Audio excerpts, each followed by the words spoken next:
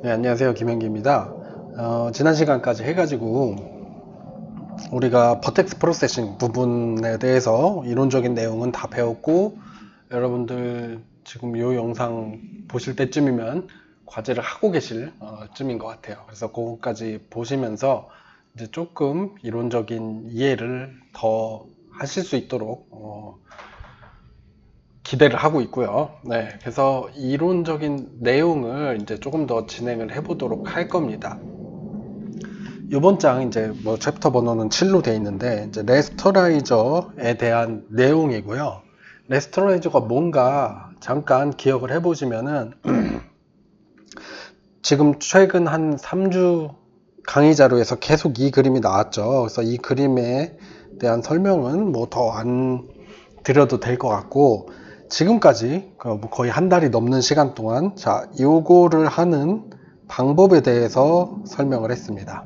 이제 이게 끝났어요. 이게 끝났고 이 다음 장, 그러니까 요 강의 자료에서 이제 요 레스터라이저에 대해서 배우도록 할 겁니다.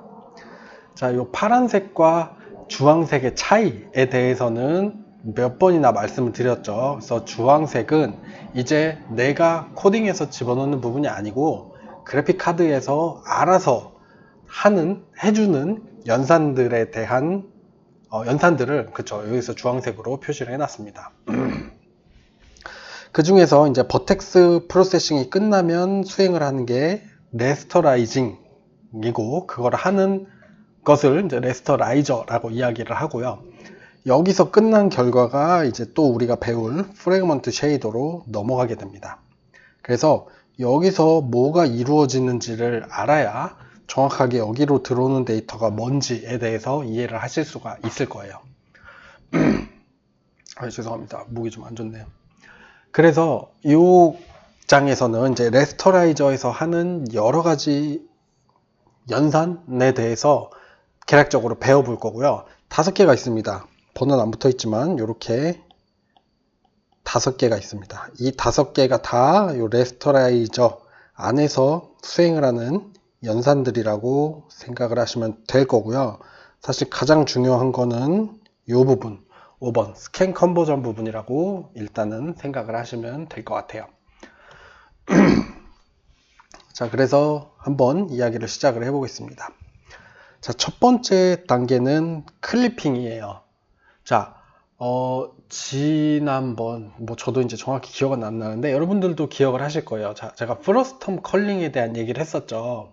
그래서 프러스텀 컬링을 왜 하냐면 우리가 카메라에 안 보이는 부분은 그 프러스텀 컬링을 통해서 미리 제거를 하게 되면은 버텍스 쉐이더로 넘길 데이터의 양이 줄어들고, 그러니까 GPU의 로드가 줄어들게 되는 거죠. 자, 근데 만약에 우리가 프러스텀 컬링을 안 했어요.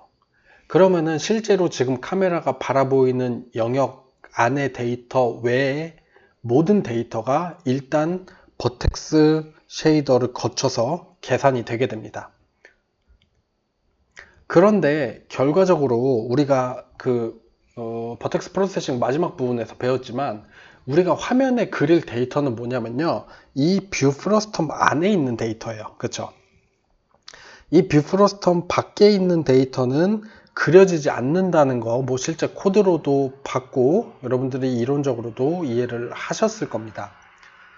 그래서 이 뷰 프로스텀 밖에 있는 데이터가 언제 버려지냐? 바로 이 단계, 클리핑 단계에서 버려진다고 생각을 하시면 돼요. 예를 들어서 지금 이 T1 삼각형을 이루는 3개의 점이 우리가 뷰 프로스텀 컬링을 안 하면 일단 쉐이더로 넘어갑니다. 버텍스 쉐이더로. 그럼 넘어가서 이 위치가 계산이 됐겠죠. 클립 스페이스에서. 그러면은 이제 얘는 클립 스페이스 -1에서 1 사이 영역 부피 안에 들어와 있는 애가 아니니까 안 그려도 되겠구나 하고 이 단계에서 탈락을 한다는 얘기예요. 자, 여기 강의 자료에 써 있는 것처럼 우리가 버텍스 쉐이더를 통해서 GL 언더바 포지션에다가 각 버텍스의 클립 스페이스 좌표를 넘겨줬죠. 그렇기 때문에 이 클리핑도 내부적으로는 클립 스페이스를 기준으로 연산을 수행을 합니다. 근데 여기 아래 그림에서는 그냥 여러분들이 이해하기 쉽도록 그냥 뷰 프로스텀을 그려 놓은 거고, 실제로는 클립 스페이스 기준으로 연산을 한다는 거 이해를 하시면 좋을 것 같아요. 그러니까 대략 한번 그려보자면 이렇게 돼 있으면은 잘 그릴 수 있을지 모르겠는데, 일단 클립 스페이스는 이렇게 큐브 형태겠죠. 2x2x2 큐브고, 뭐 대략 이제 뭐 T1을 이루는 3개의 점은 요 밖에 있을 거고, T2를 이루는 3개의 점은 요 안에 있을 거고, T3를 이루는 3개의 점은 뭐 이렇게 돼 있겠네요. 그쵸? 이렇게. 자, 이렇게 지금 4개의 점만 클립 스페이스 안에 들어와 있고, 나머지 요 3개, 그리고 2개, 그리고 3개의 점은 클립 스페이스 밖에 넘어와 있습니다. 자, 이 점들이 클립 스페이스 안에 있는지 밖에 있는지를 이 클리픽 단계에서 판별을 한다는 거고, 당연히 얘네들은 다 엑시스 얼라인드 된 평면이죠. 얘네들은 기울어진 평면이고, 얘네들은 그냥 엑시스에 맞는 XY 평면, YZ 평면, XZ 평면이죠. 그러니까 여기서 계산을 하는 게 훨씬 단순할 거라는 거 여러분들은 알고 계실 거예요. 그래서 내부적으로는 이 스페이스에서 이렇게 계산을 하는데, 그냥 설명 그림은 이렇게 해놨다는 거고요. 자, T1 같은 트라이앵글은 완전히 프로스텀 밖에 있죠. 그리고 완전히 클립 스페이스에서도 마이너스 1에서 1 영역 밖에 있을 겁니다. 그래서 얘들은 버려져요. 디스카디드, 버려진다는 얘기예요. 얘들은 더 이상 처리를 하지 않습니다. 자, T2 같은 삼각형, 완전히 모든 버텍스가 클립 스페이스 안에 들어와 있는 삼각형은 다음 단계로 넘어갑니다. 뭐 당연한 얘기죠. 더 쟤네들을 가지고 뭔가를 그려야 되기 때문에 다음 단계 연산을 해야 돼요. 그 다음에 T3 같은 삼각형은 일부는 안에 들어와 있고 일부는 밖에 나가 있죠. 얘네들이 뭐가 되냐? 클리핑이 됩니다. 이제 클리핑은 뭐 자른다고 생각을 하시면 돼요. 여기 보이시는 것처럼 지금 잘랐죠. 원래는 요 파란색 큰 삼각형인데 잘라서 요 안에 들어있는 삼각형으로 바꿨습니다. 요런 작업이 클리핑 단계에서 하는 작업이에요. 밖에 있는 건 버리고 안에 있는 거는 넘기고 걸쳐 있는 거는 자른다. 이게 클리핑에서 하는 역할이고, 당연히 보시다시피 클리핑의 결과로 어떤 버텍스가 추가되거나 사라질 수가 있습니다. 자, 얘네 둘은 버텍스가 사라졌죠. 얘네 셋도 사라졌죠. 얘네 둘은 새로 생겼죠. 요 얘기예요. 에디드 된 거는 얘네 둘이고 사라진 거는 얘네 5이 될 겁니다. 자, 제가 이 책을 교재로서 고른 이유는 정말 최소한의 필요한 이야기만 딱 들어있기 때문에 얘를 골랐어요. 실제로 이제 여러분들이 어떤 좀 더 관심이 있어서 오픈젤 책, 좀 더 두꺼운 거나 자세히 설명된 책들을 들어가 보면은 GPU 내부에서 이 클리핑을 어떻게 수행하는지 알고리즘에 대한 얘기도 있습니다. 클리핑 알고리즘 같은 경우에는 뭐 정립이 이미 다 돼 있어서 그렇게 크게 많이 바뀌지는 않을 것 같은데, 뭐 궁금하신 분들은 그런 책을 찾아서 보시면 되고, 지금 이 강의에서 제가 설명드릴 거는 여기까지예요. 이런 작업을 수행한다 라는 것까지만 일단 여러분들이 아시면 되고, 조금 더 수학적으로 중요하게 여러분들이 알아두셔야 될 내용들은 자세히 설명을 드릴 거니까 궁금하신 분들은 추가 자료를 찾아보셨으면 좋겠네요. 이게 첫 번째 단계인 레스터라이저의 첫 번째 단계인 클리핑입니다. 영상이 아직 그렇게 오래 안 됐으니까 이어서 계속 해볼게요. 자, 두 번째 단계로 수행을 하는 게 퍼스펙티브 디비전인데요. 이게 여러분들 좀 헷갈리실 수 있어요. 제가 버텍스 프로세싱 하면서 제일 마지막 부분 프로젝션 트랜스폼 이야기를 하면서 이걸 하는 것처럼 얘기를 하지는 않았는데, 정확히는 그 의미를 얘기를 했는데 그거를 여러분들이 오해를 하실 수가 있거든요. 자, 볼게요. 자, 우리가 버텍스 프로세싱 제일 마지막에 배웠던 프로젝션 매트릭스 같은 경우에는 이 마지막 행이 이렇게 생겼죠. 0001이 아니에요. 그 얘기는 퍼스펙티브 프로젝션 매트릭스는 어파인 트랜스폼이 아니라는 거였습니다. 얘였어요. 그래서 길이가 보전이 안 돼요. 근데 그 길이가 보전이 안 되는 거를 우리는 퍼스펙티브, 그러니까 원근 효과를 만들기 위해 사용할 수 있었죠. 자, 그걸 한번 다시 보겠습니다. 프로젝션 매트릭스 이렇게 생겼다는 거는 지난 시간에 다 얘기를 했던 부분이고, 걔를 지금 이런 개수들을 그냥 간단하게 M11, M22 이렇게 표현을 해볼게요. 여기에다가 어떤 점, X, Y, Z 점을 곱했습니다. 동차좌표계로 바꿔서 곱했고요. 얘는 사실상 우리가 프로젝션 매트릭스에 곱하는 값이니까 뷰 스페이스 좌표라고 보시면 되겠죠. 뷰 스페이스 좌표를 마지막 퍼스펙티브 프로젝션 매트릭스를 곱해서 클립 스페이스로 변환을 해줘요. 자, 이렇게 각각 M 땡땡들과 X, Y, Z 기호로 표시된 얘네들을 곱해보면 이런 벡터가 나오게 되고요. 얘는 지금 W 좌표, W 컴포넌트의 값이 마이너스 G가 되죠. 그래서 얘를 우리가 다시 카르테시안 코디네이트로 변환을 하려면 저 W 값으로 나눠야 된다는 거 이미 알고 있어요.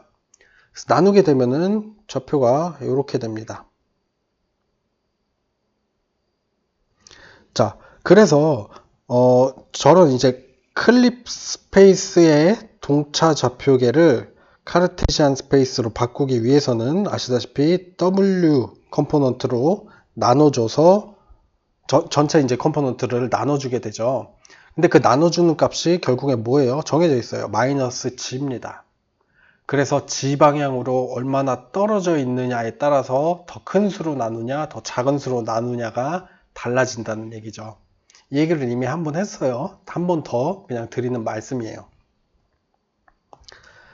자, 그래서 당연히 수학적으로 아시다시피, 그러니까 이 마이너스 G라는 값이 얼마나 카메라에서 떨어져 있냐를 나타내는 값이고, 이 마이너스 G로 물체를 나누게 되면은 멀리 있는 물체가 XY 좌표가 더 작아지게 됩니다. 그거를 우리가 이 두 번째 단계인 퍼스펙티브 디비전이라고 해요.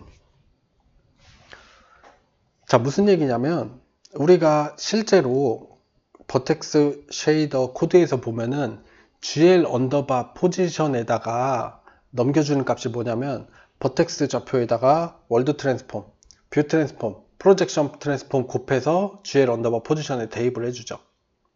자, GL 언더바 포지션에 대입을 해주는 값은 이 값입니다. 그쵸? 곱해주기만 했어요. 그러면 얘를 W 값으로 나눠주는 거는 이 퍼스펙티브 디비전, 레스터라이저에서 알아서 해준다는 겁니다. 자, 알아서 해주고요. 그렇게 알아서 해줘서 저 W로 나눈 좌표 값을 우리가 NDC, Normalized Device Coordinate라고 얘기를 합니다. 그래서 이 용어를 보시면은 여러분들이 얘는 지금 W가 1인 상태로 나눈 좌표를 얘기를 하는구나 라고 아셔야 돼요. 그래서 지금 여기 강의 자료에서는 그렇게 명확히 써 있지는 않은 것 같은데 자, 이게 사실은 그래요. 그러니까 클립 스페이스가 이 공간 아니라고 했잖아요. 근데 요거는 이제 여러분들이 이해하기 쉽게 설명을 하는 거고, 실제로 클립 스페이스 코디네이트는 요거라는 겁니다. 요거는 NDC라고 불러요. 네, DC. 요거는 클립 스페이스. 요거를 구분해서 이야기를 하는 경우도 있기 때문에 명확하게 알아두시는 게 좋을 것 같아요.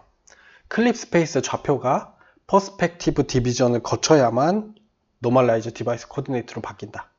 이렇게 생각을 해두시면 되겠습니다. 자, 그러면 실제로 한번 볼게요. 프로젝션 매트릭스 이렇게 생겼다는 거 배웠고요. 가정을 했어요. 값을. 그래서 FVY가 2분의 파이고 에스펙트 레이쇼가 1이고 니어가 1, 파가 2다 라고 요 각각의 대입을 해서 실제 매트릭스의 밸류로 계산을 해보면 이렇게 되네요. 1000, 0100, 00, -3, -4, 00, -1, 0 이렇게 됐어요. 자, 그러면은 지금 이렇게 생겼어요. 지금 파란색으로 표시를 해볼까요? 얘가 뷰 프러스텀입니다. 얘가 뷰 프러스텀이고, 뷰 프러스텀 안에 요런 직선, 요 빨간색 직선 두 개가 있어요. 그리고 그 두 직선의 끝 좌표는 이렇게 네 개가 있습니다. P1, P2, Q1, Q2가 있어요. 그러면 이 네 점이 저 프로젝션, 요 프로젝션 매트릭스에 의해 어떻게 변하는지 한번 직접 계산을 해보는 거죠. 자, 먼저 P1 점 같은 경우에 좌표가 요거니까 아니죠.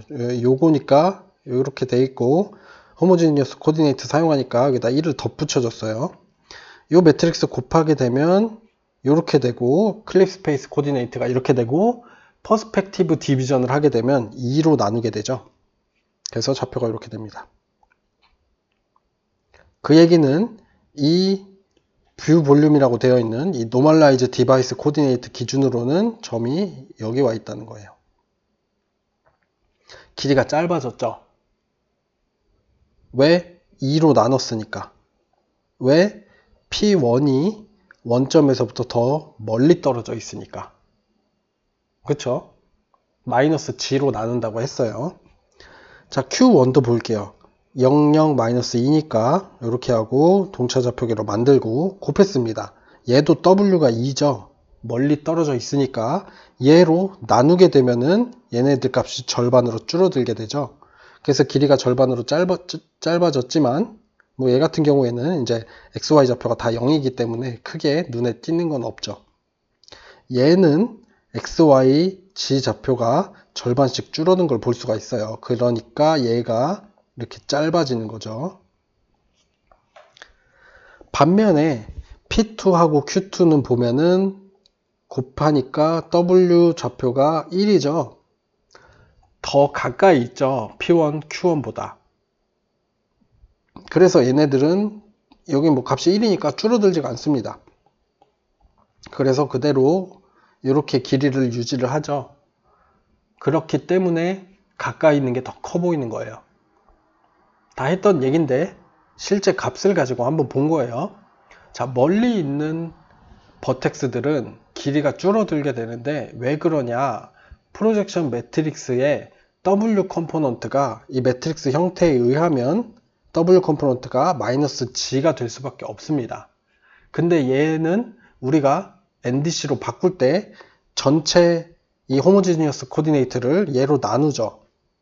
얘로 나눈다는 얘기는 이 값이 크면 W 컴포넌트 값이 크면 나머지 컴포넌트 값이 더 작아진다는 얘기죠. 그러니까 이 G가 마이너스 G가 크면 클수록 XY 좌표들이 더 작아진다는 얘기고 멀리 떨어지면 XY 값이 더 짧아진다는 얘기로 이해를 하시면 될 것 같습니다. 그래서 포인트는 두 가지예요. 하나는 지난 시간 버텍스 프로세싱에서도 얘기했었던 이 프로젝션 매트릭스가 왜 멀리 있는 물체를 더 작아지게 만드는지에 대한 이 매트릭스에 대한 이해가 첫 번째고, 두 번째로는 이 NDC에 대한 얘기. 그래서 퍼스펙티브 디비전이라는 거를 레스터라이저에서 알아서 W 값을 나누는 계산을 해주는데 그거를 맞춰야지만 NDC가 나온다. 네, 이렇게 기억을 해두시면 될 것 같습니다.